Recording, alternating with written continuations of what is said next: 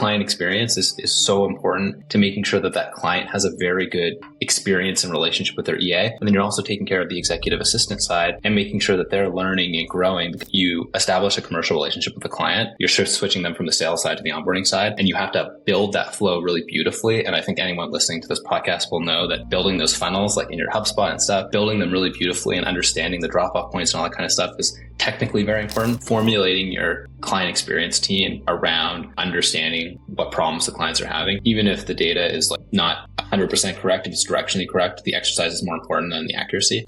Are you looking to get the most value from Salesforce?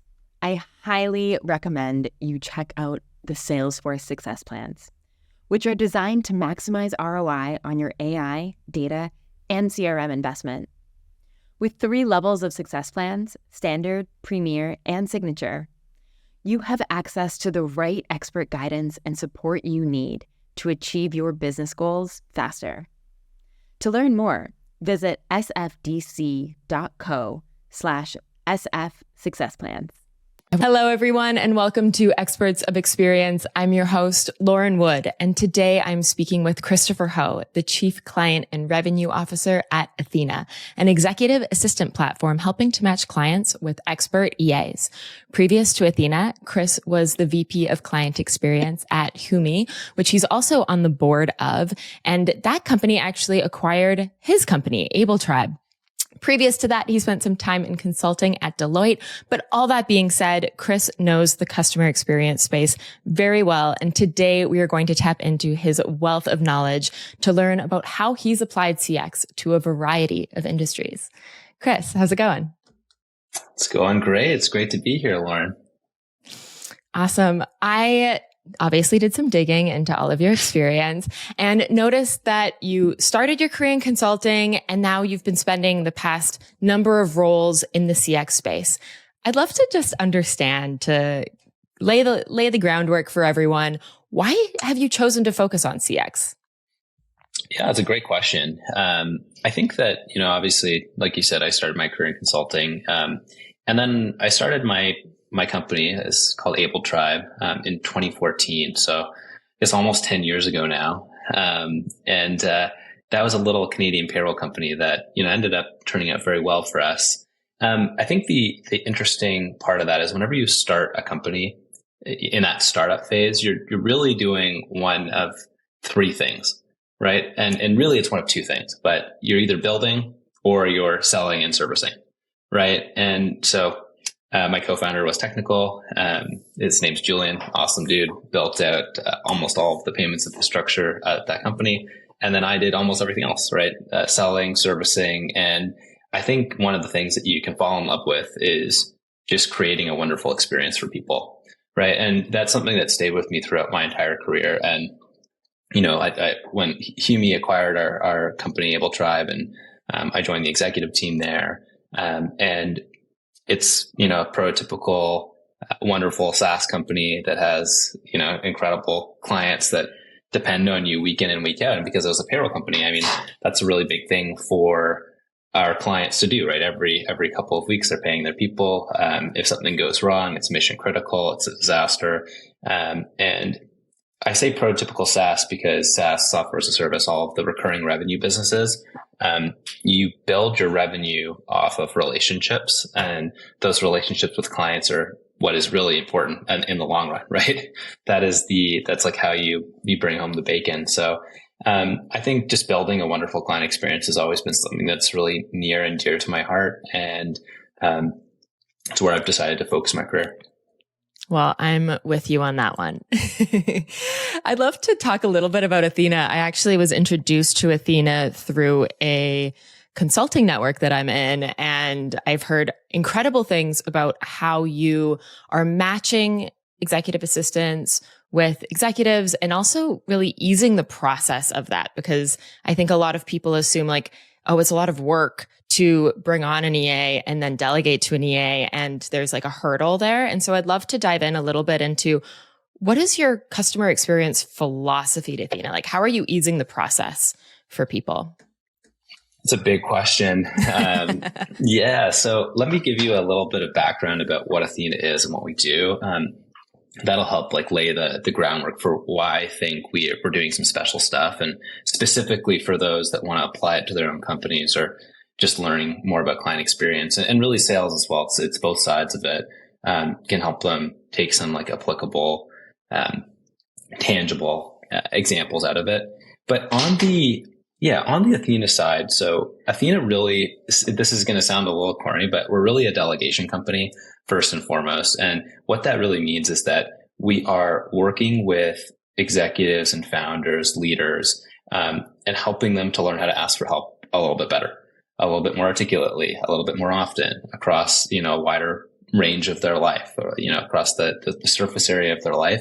Folks often don't ask for enough help. And a lot of the whole, trials and tribulations of becoming a leader and leading bigger companies or, to bigger outcomes is figuring out how to get people to follow you. Right. And delegation really is just a really specific form of leadership. It's a specific form of leadership where you've got someone that's delegating and someone that's, receiving those delegations. And so the core purpose of Athena is to work with the fiercely ambitious, those folks that want to achieve more. And of course, that tends towards these executives and founders. And then we pair them up with executive assistants that we've already put through the ringer to make sure that they have an even better chance of success. And so, of course, the revenue model is staffing executive assistants with founders and executives and leaders all around the world. But the core focus and mission is like, we're kind of like the get shit done company, which makes it really exciting for me because I just really, the mission resonates with me a lot. And the really cool part about it is that you have to take care of both sides. It's almost like a pseudo marketplace. It's not really like a traditional marketplace, but if you're not, your client experience is so important to making sure that that client has a very good experience and relationship with their EA. And then you're also taking care of the executive assistant side and making sure that they're learning and growing, because if they're not learning and growing and having a wonderful time in their careers and getting these incredible opportunities, they're not going to stick around either, right? So you have to build this ecosystem where everyone is achieving more and not plateauing. And that has been really cool, really special. And I've really loved it, to be honest with you. That's awesome. I always say that employee experience is what drives customer experience. And especially in what it is that you're doing, where the executive assistants, the internal team, they are like, essentially the closest people, like professional connection at times to the executives that they're working with, right? So it's a much deeper relationship than, say, your customer success manager who is checking in with you every once in a while on how you're doing with your product. It's like they are partnering with you on your life to get things done. And I'd love to understand a little bit of how are you like really nurturing the EAs? Like, how do you empower them to really show up in the way that you need them to? Yeah, on the EA side, there's a whole bunch of stuff. So we work with EAs all around the world, but our primary, like where we started and where the vast majority of our EAs are now, is in the Philippines. So we started with essentially on the ground in the Philippines, recruiting people. We recruit out of India now as well, and out of Kenya as well, but still the big chunk of our company is in the Philippines. And really what you need to do is make sure that people understand that they have an opportunity to work with essentially some of the, most impactful people in the world. And then everything else is solved from there, right? You make sure that you pay people well. You make sure that there's an awesome work culture, that you take care of them from a health perspective, from a retirement perspective, all that kind of stuff. And you don't have to be, all about the compensation. What you really have to be is all about the actual opportunity to work with some of our clients who, again, they're running companies. They're, it's very, it's a really cool job, because where else are you going to be able to kind of, step in the door and be the right-hand person to, a CEO, right? It's a pretty special opportunity. Mm-hmm. What I hear you saying is that it's really about matching what the employees' like ambitions are with the opportunity that they get to have. And I think, I've built and led customer success teams, customer service teams, and I've found that that's such a critical component to when you're bringing someone onto a team. I mean, this is for any team, like anyone who's listening, who's hiring people. It's like finding the person who really wants to have this opportunity and they want to grow in this opportunity and they're committed to it. And then it's still, the leader's responsibility or the company's responsibility to make sure that they live up to that. But that matching is so incredibly important. And I've also hired teams, like offshore teams, and I find sometimes it can be easier to find that match in ambition, and you can really make some magic happen. Without a doubt. Yeah. And so when it comes to like supporting the clients, the executives that you're working with, tell me a little bit about how you onboard them and get them into the game of working with an EA. And I'll just like start with this question by teeing up. I was talking to my partner, Nick, right before this, and I was saying like, maybe you should get an EA. He is founding a company at the moment. He has like so much on his plate. And he's like, no, there's no way. I am too like, he's insane. Like the amount of like technical detail that he wants to get into himself in his life is like it's mind blowing to me. It makes me have a headache just like watching him move through his life. But hey, that's him. But especially someone like that. And I'm sure you have many clients who are like, I can't let anyone else touch my stuff. How do you really onboard your clients and teach them that art of delegation that is so critical? Yeah. I have a two-part answer to this, and this is actually a long answer, but I think it's important for you guys to understand, for the audience to understand kind of the way that I'm thinking here. And the first part is more philosophical, and the second part, I'll come back and be pragmatic about the way that people struggle with delegation and how we tactically get over that. But philosophically, whether a customer is seeking you out or whether you're selling to them, right, that's where it starts, because customers don't buy products, they buy an outcome. Right. This is like a client experience maxim. Right. And one of the interesting things is that, of course, sales and client experience, a lot of it is about storytelling and about putting the client into the story that you're telling. And so it's really interesting because one of the things that companies do very poorly, and probably one of the reasons that Athena stands out as having built a wonderful client experience, is that you can adapt stories that have been told for millennia. And what I mean by that is that stories have been being told since the dawn of human time, right? And there are very famous stories, and there's very famous story archetypes. And so one of the things that I do, because I advise some other companies, and we did this with Humi, and the type of story that we tell changes. And with Athena, we have adapted what is an archetypical hero's journey. And there's some super famous hero's journeys. So like, contemporary Lord of the Rings, Legend of Zelda, right? There's a hero that takes up the sword and becomes something that he once was not, right? Beowulf, the Odyssey. And it's really interesting because you can actually build out your customer journey. And specifically, you asked about onboarding around a story that has seen success over millennia. And so the prototypical hero's journey has 8 steps. And I'm going to do this because I think this is cool for a client experience podcast to actually kind of go through this, right? I'm all about it. The prototypical hero's journey goes through these 8 steps. It's the interruption of ordinary life. And imagine, if you've seen like Lord of the Rings or anything, you can imagine this, right? There's the call to adventure, accepting the call to adventure, right? So that the young boy or the would-be hero accepts the call to adventure, the receiving of supernatural aid, right? The taking the roads of trials and tribulations, the ordeal, which is like the climax, the revelation, reward, and return. And then it finalizes with becoming the masters of 2 worlds. And what we did is we mapped those 8 steps of that famous story archetype to Athena's story, right? The interruption of ordinary life is like you join the wait list, right? You think, okay, there might be something more that we could do, right? And so we build our whole sales process around, okay, the person it wants more. They're yearning for more in some capacity. Right? There's the call to adventure, right? Which is our discovery call. That's our sales call, which we build literally as a call to adventure. Like, hey, I heard you might be interested in doing something a little bit more, right? Accepting the call to adventure literally is our payment process, right? So it's like, okay, when we're, and this is really important because, technically speaking, when you establish a commercial relationship with a client, you're switching them from the sales side to the onboarding side, and you have to build that flow really beautifully. And I think anyone listening to this podcast will know that building those funnels, like in your HubSpot and stuff, building them really beautifully and understanding the drop-off points and all that kind of stuff is technically very important.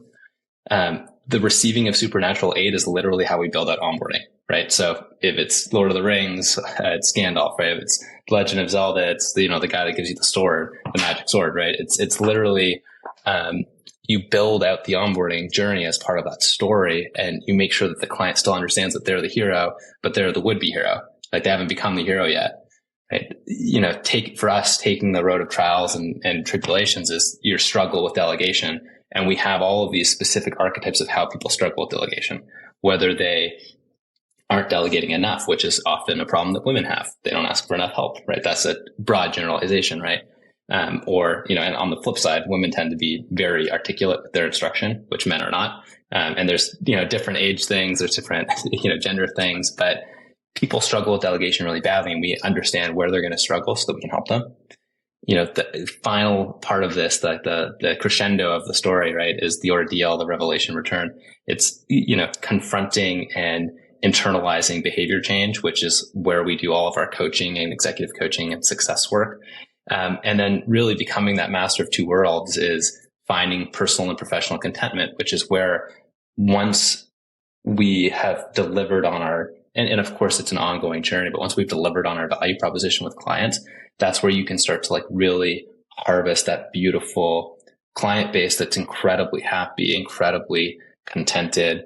They've, achieved so much more than they thought they could. And then they're telling all their friends. And Athena's never spent a cent on marketing, not a cent. And we're one of the fastest growing private companies in the world right now. Very, very cool, very exciting.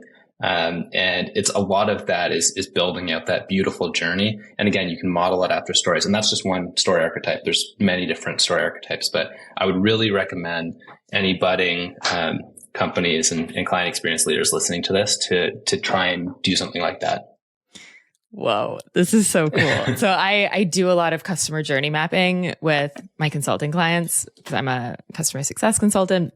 And this is a whole new world. So I have a million questions for you. Tell me a little bit about what was the process like for you for mapping this out? How long did it take? What challenges did you come into? I'm so curious. Yeah, I think it's, it's funny. The way that it started was actually more on the sales side than on the customer experience side. And one of the things that has always driven me crazy, truly driven me crazy, is when our salespeople, because I run the sales team and the client experience team, when the sales team, when I see them kind of blow up, and it doesn't matter when people come in, if they're super excited about your product or not, you still have to you have to get them to a buying decision, right? And this doesn't matter also, by the way, for people listening and thinking this doesn't apply to me because we're not doing sales calls. It absolutely applies to you, because even if it's inbound and there's no synchronous conversation, it's about your copy, it's about your flow, it's about getting someone to the buying decision. The thing that drives me crazy is when people talk about the product. And again, I think I actually started this conversation saying people buy their outcomes, not your product, right? And when people talk about the product, it's just a disaster. And literally, the way that I'll describe it, right, is that your product is, and we talked about the hero's journey, and I used this analogy which kickstarted this idea. But when we talk about this idea of a call to adventure, what is really absolutely true about all companies is that your company is the sword. Right? And if your company is the sword, and you know for a fact that telling customers about the features of your product doesn't work, and this is like the Simon Sinek thing, like the why, like the 3 golden circles, you can make it really easy and understandable when you say, it would be like telling the hero of the story to take on the world because the sword has a ruby in it. Of course, that's ridiculous. That's not the point. The story, the whole point of the story is who could the boy become, right? Who could the nameless hero become? Your company is the sword. You don't matter. Your client matters. That is what actually being client-centric is, That's the point, right? And so if you can tell a story and you can tell a story well, that has resonance. Like good stories, you remember them, right? They stick in your mind. Bad stories, they fade. They become forgotten, right? And so that's the start of the process. That's what kicked this off to me. Was I kept telling everyone that Athena was the sword, and I would say this back in Uni too, to a lesser extent. So stop talking about the sword, start talking about the hero, and then we would build everything around this hero and trying to make the person become the hero. And the way that you could say this is, not everyone likes all of the talk about like the Legend of Zelda and Lord of the Rings, like I do. But, when you say, who could you become if you took up the sword? Who could you become if you joined Athena, right? Could you, have an extra 20 hours a week? Could you spend high quality time with your wife and your kids, with your husband and your father, with your whatever it is? Could you, grow your company 100% year over year? Who could you become if you join Athena? And so you're constantly asking that question throughout the process, throughout the sales process, throughout the onboarding process, throughout the time that they're with you and they're, struggling or they're plateauing or they're not engaging or they're engaging a lot. Who could you become? That's what you have to continuously ask your clients. And that's what being client-centric really means. So, Are you ready to navigate your AI future with confidence?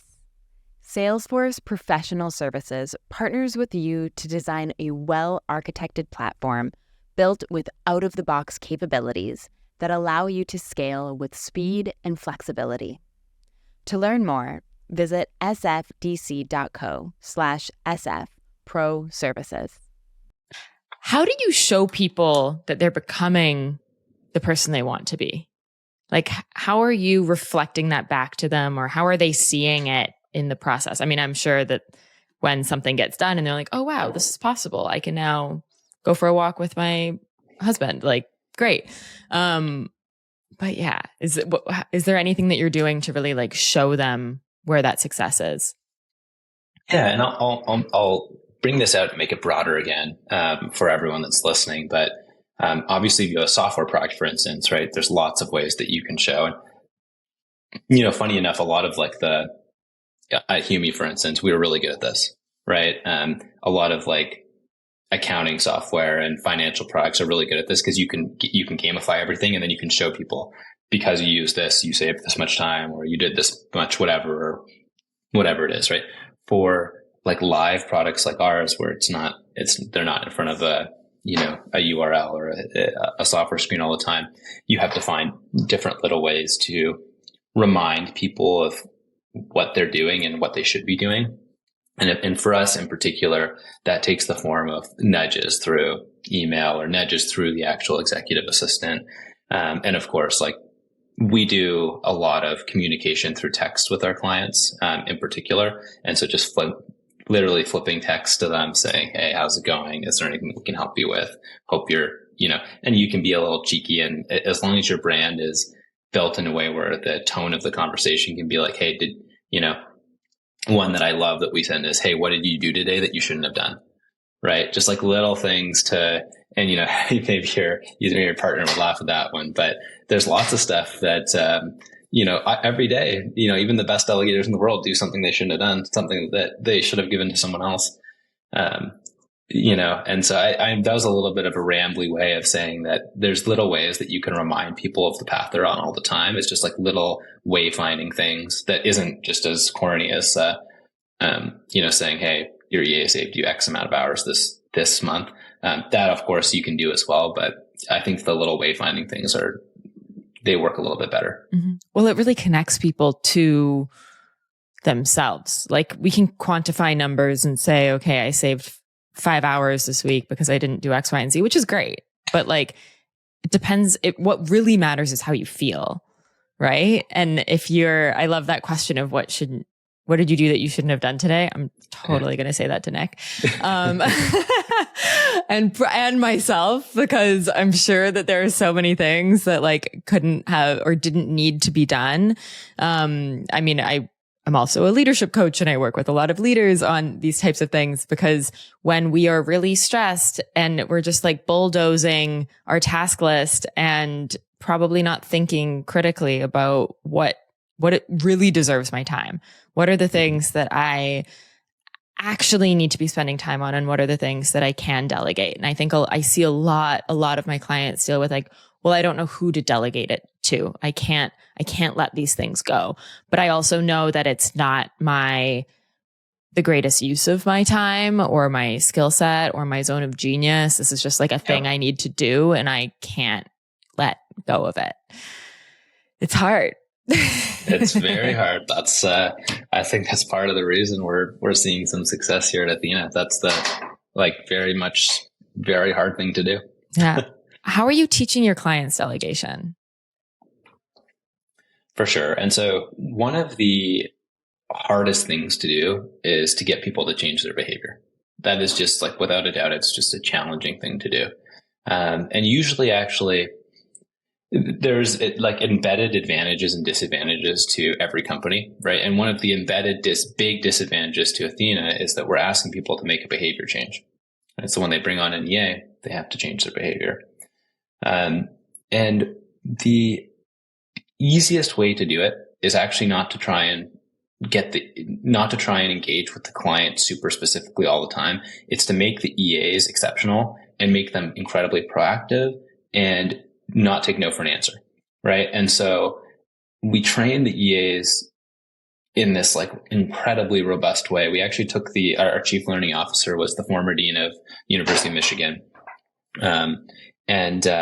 Just like he has whipped up this incredible program for them where really the EAs are taught across the board of life for people, which is not a thing that most people would understand or expect. It's not the intuition for most people. And so the first thing that we teach EAs is not how to answer an email or how to book travel or how to manage a calendar. The first thing we teach them is, how do you keep your client healthy? How do you make sure that they exercise, that they're eating well, that they're sleeping? How do you make sure that they're, spending time with their families? How do you make sure that they're making time for their own, thoughts? How do you make sure that they're getting some movement every day and walking and not just sitting at their desks, right? And so the EAs are built out in such a way, the curriculum is built out in such a way that they're prioritizing health and relationships and actualization and the fundamental stuff like the house management, the groceries on autopilot, the making sure that the expenses are reimbursed, all that kind of stuff. And then they're focusing more on the professional side after that personal side is taken care of, because the ultimate reality is that whoever your EA is, they're going to have a lot more context on you as a human being than they are about your professional world. That is for sure true. And what that really does, and it's not to say that they don't, take on your email and your calendar and your travel. That's just not the core focus of an Athena EA. In the same way that almost every other EA is trained, kind of out there. The core focus of the Athena EA is not any of the task stuff. It's not task aggregation. It's not task automation, which a lot of people, that's like where their mind goes to. It's becoming an extension of their ward, and their ward is their client.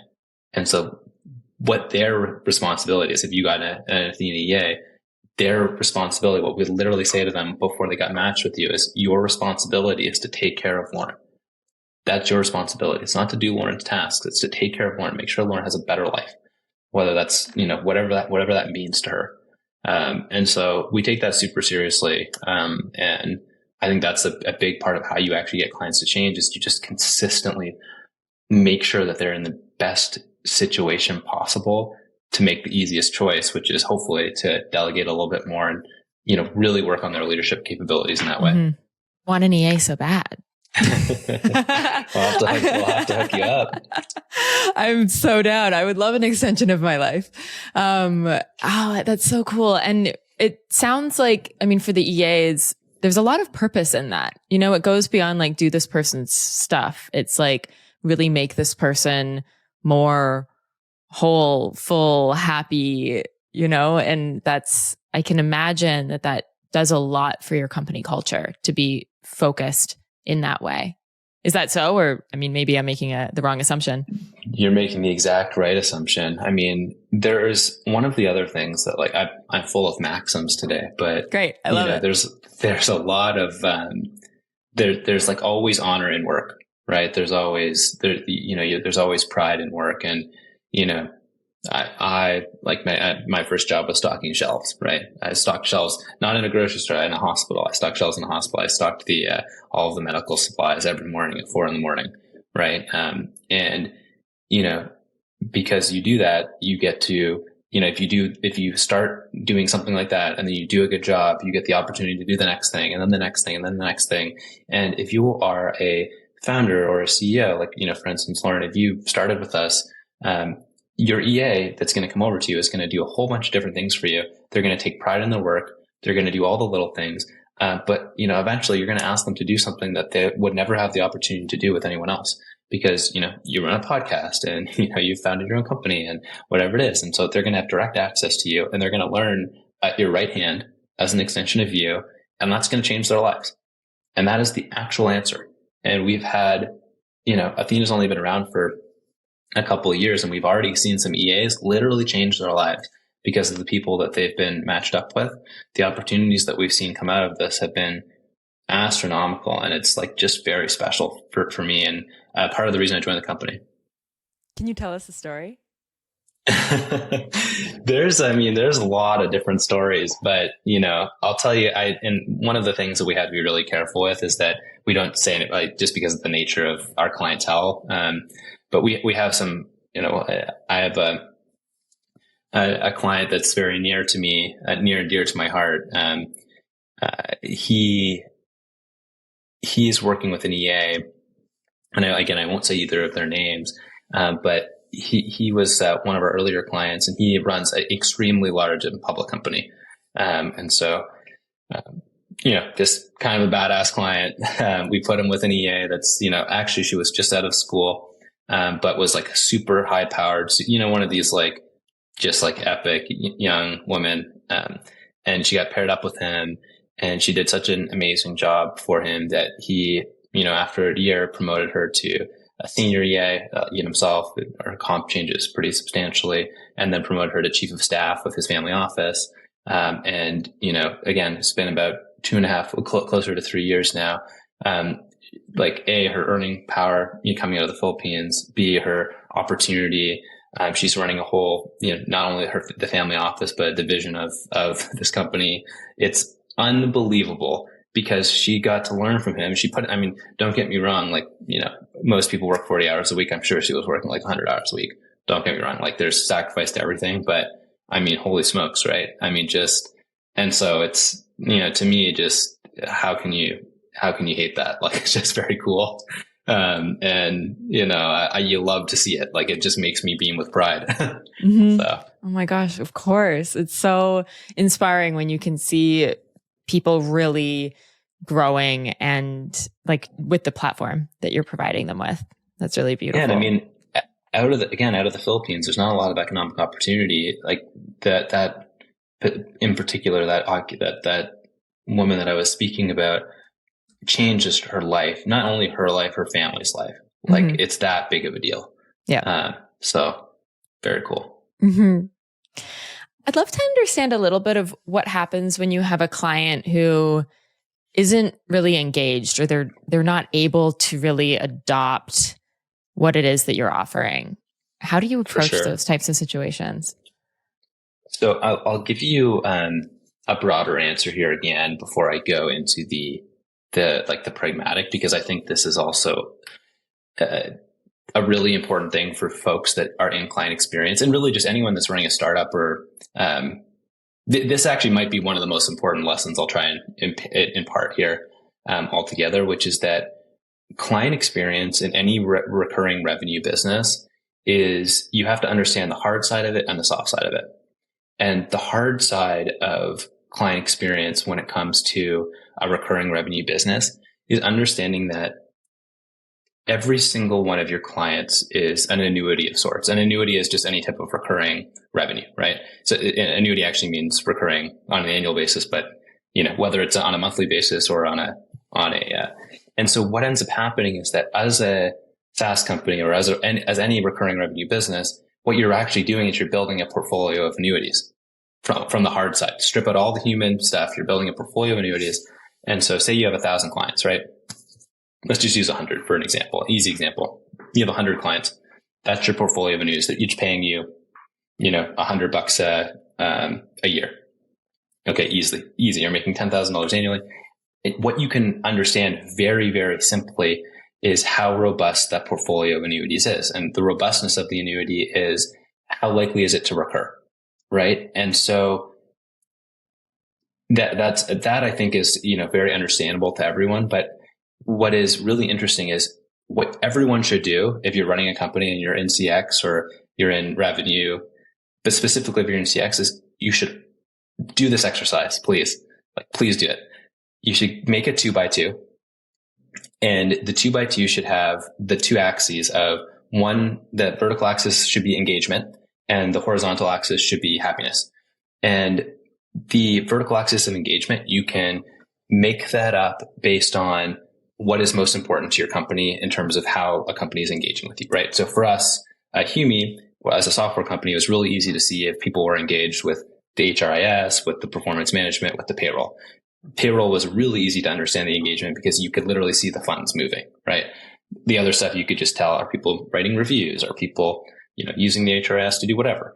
And so we had really, really easy engagement metrics, right? And then on the happiness side, you can do NPS, you can do the superhuman stuff of how likely is it, or how upset would you be if we took this away? You can figure out however you want to track happiness. Right now at Athena, we do client sentiment analysis. So anytime a client talks to us, we use some of the new AI. So that's actually probably the coolest new AI stuff we're using is sentiment analysis. Just see what is a client sentiment.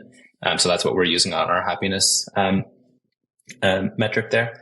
But what you end up doing then is you plot these people on this engagement and happiness 2x2, and people that are both happy and engaged are very robust, right? They're very likely to recur, right? People that are unhappy but engaged are the people that you're going to learn the most from, right? And so they're kind of like the clients that are pushing the boundaries of your product or service. In a software company, they're the ones that are always sending in feature requests. They're super engaged. They're pushing your product to the edge, right? And they're saying, hey, we keep breaking your product. We're not happy. We're unhappy. We're sending in bug requests. We're doing whatever. Those are the types of clients that you have to really engage with to make your product or service better. The clients that are unhappy the clients that are happy but unengaged. So they're happy, but they're not really engaging with your product. Those are what I call the fat cats. They're fat and happy, but they're not really using your product. Those are the clients that will churn if there's a change, a pricing change, right? You raise prices, they're going to churn. There's a change in the economic environment, they're going to churn. If budgets need to be cut, they're going to churn. They're also the clients that you have to practice engaging with your actual success stuff. So your success team should be reaching out to them saying, hey, I know that you're happy, but you're not really using the product very much. Hey, I know that you're happy, but you're not really delegating to your EA very much. Hey, I saw that, you gave on your last survey that you were 10 out of 10 happy with your EA, but your EA only logged 30 hours of work this week, which is not nearly enough. Whatever that may be. And so we hit them with, hey, how can we help you delegate more? And then the unintuitive thing for most people is that the unhappy and unengaged clients, you try and churn them as fast as you can. You don't try and save them. You ignore them as much as possible. You don't listen to them because they're not the people that you want to serve in any way, shape, or form. And that is a huge mistake that anyone that's listening that has a really young startup, you're definitely making this mistake. They're usually these people that if they're unhappy and unengaged, you try and make them work. But you want to get rid of them altogether. And so that's a long-winded answer of saying, if you can understand the revenue quality that you have at your company on the hard side, then you can layer back in all of the human elements and emotion and say, okay, for these fat cat clients that aren't, delegating enough, or these, clients that are, they think that they're EA because they're actually bad at delegating and they're not giving good instructions, or maybe they're EA and you actually have to go in and, pull them out and rematch them or whatever it is. Right.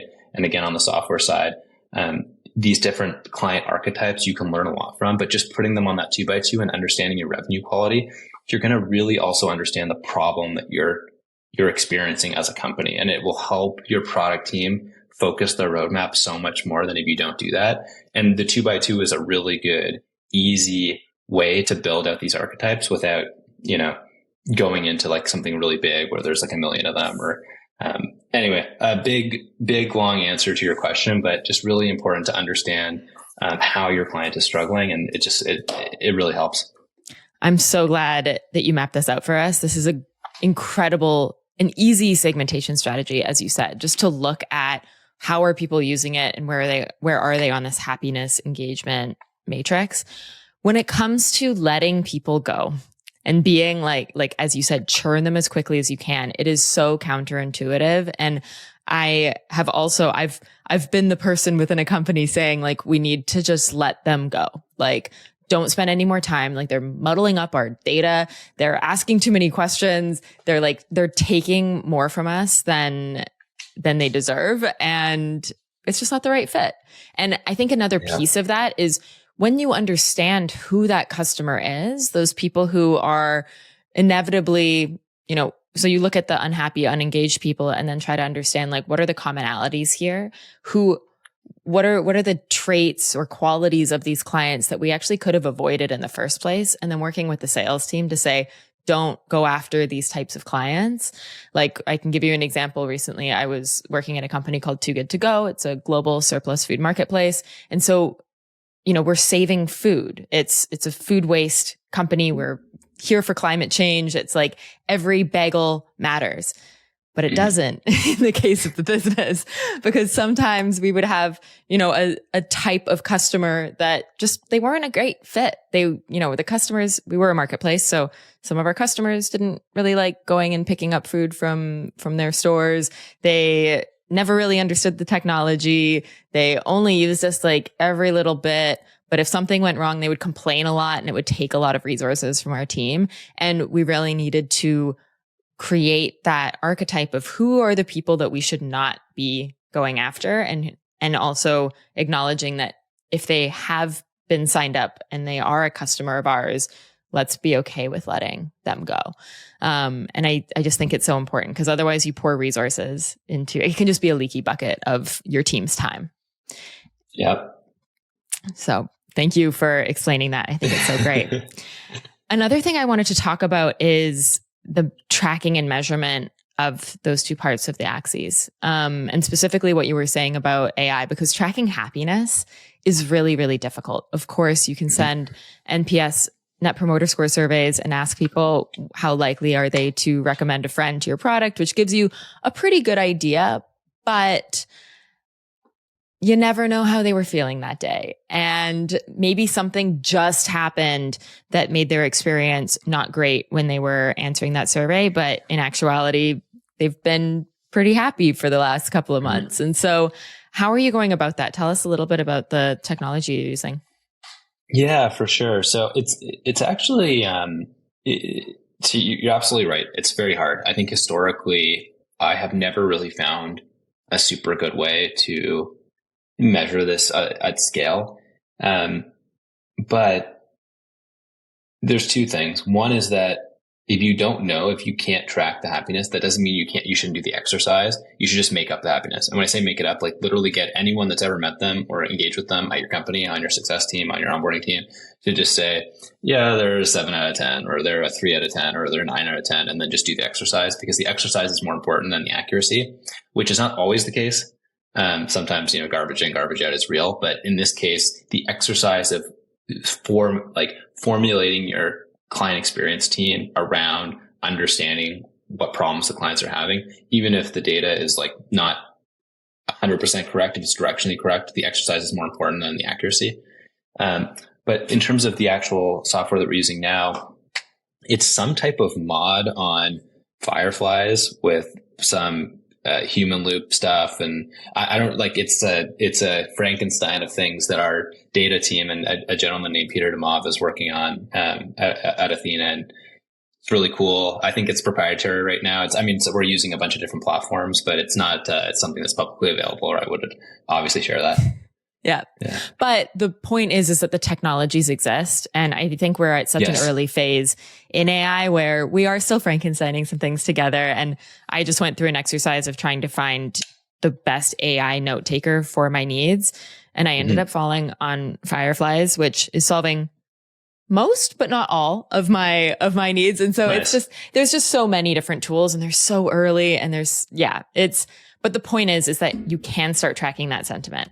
And 100%. There's a lot of data that you can be pulling out of the conversations you're having. And I think that the conversations that we're having with our clients are really the most telling.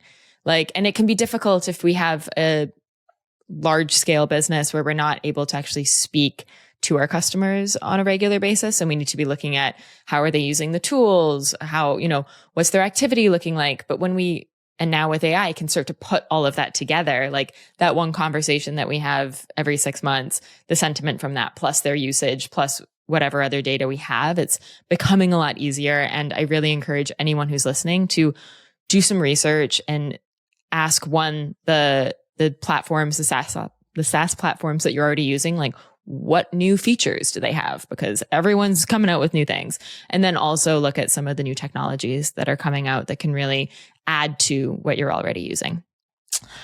Anyways, I could go on about this for a long time, but Chris, I have 2 final questions for you. This has been such a fun conversation. Yeah. But my first question for you is, I'd love to understand or hear about a recent experience that you've had with a brand that left you impressed.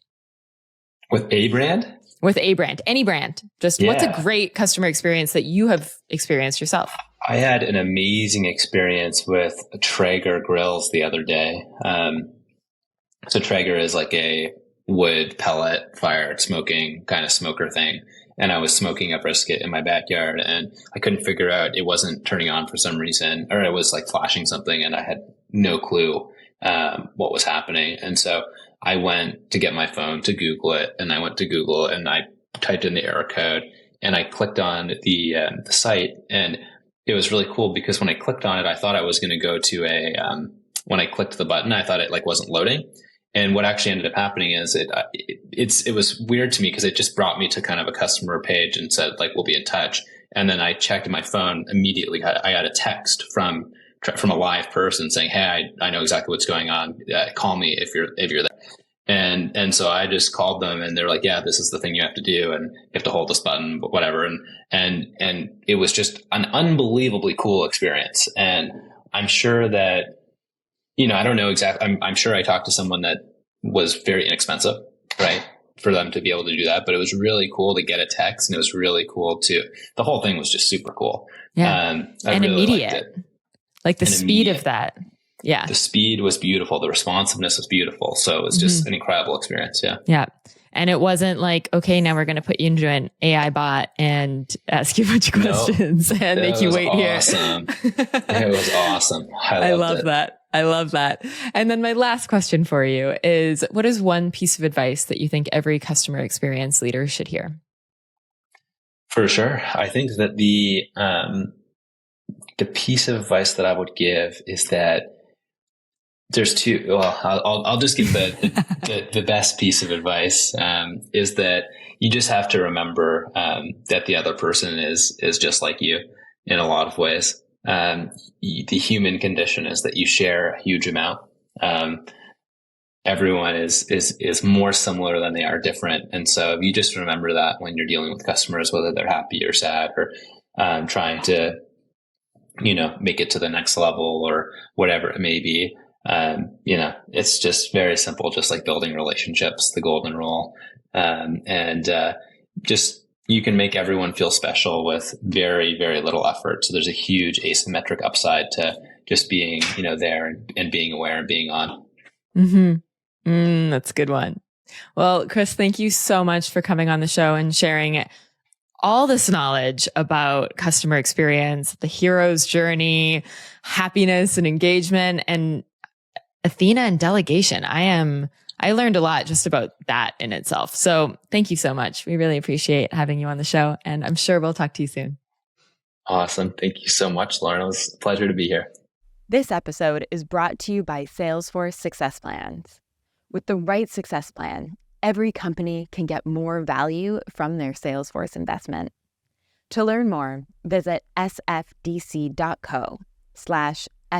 success plans.